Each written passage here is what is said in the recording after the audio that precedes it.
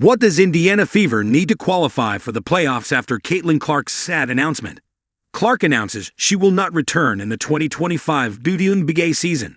The Indiana Fever's hopes of finishing the regular season on a high note took a significant blow with Caitlin Clark's announcement that she will miss the remainder of the campaign. But how can they still qualify for the WNBA playoffs? The 23-year-old, who has been central to the Fever's turnaround in 2025, confirmed that she will not return for the team's last 3 regular season games or any potential playoff appearances. Even in disappointment, Caitlin expressed belief in her teammates' ability to finish the task she helped begin before her run of injuries curtailed her campaign. "Now it's time to close out the season and claim our spot in the playoffs," Clark wrote on X.com, formerly known as Twitter.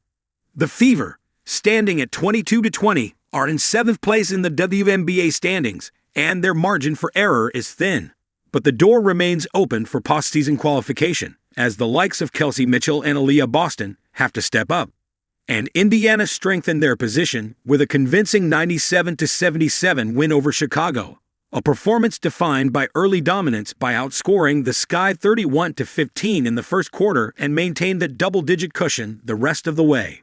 Mitchell led the charge with 20 points and 8 assists, embodying the next woman up mentality that will be critical without Clark.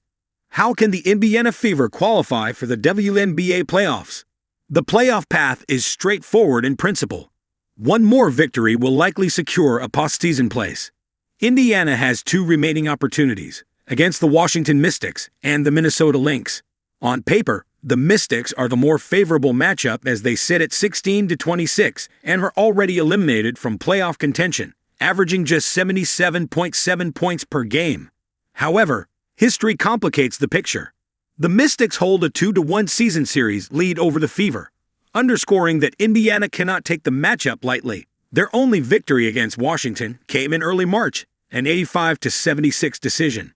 If Indiana fails to close the deal against Washington, the alternative is far more difficult: defeating the 32-9 Minnesota Lynx, who boast by far the best record across the entire league. The Fever have beaten Minnesota twice this year, including in the Commissioner's Cup final, but relying on that outcome carries considerable risk given the Lynx's form and star power, led by Nafisa Collier. According to ESPN's Basketball Power Index, the Fever have a 92.2% chance of qualifying for the playoffs.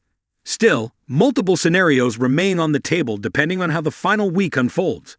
If Indiana wins both games, they can rise as high as the 5th seed, depending on results involving New York and Seattle.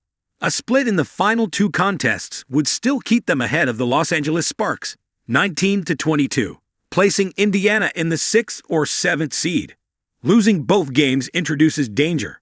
If the Sparks close strong, Indiana risks sliding out of the playoff bracket altogether. Complicating matters further are potential ties with Seattle or Golden State. In those cases, head-to-head records and intra-conference performance would be decisive.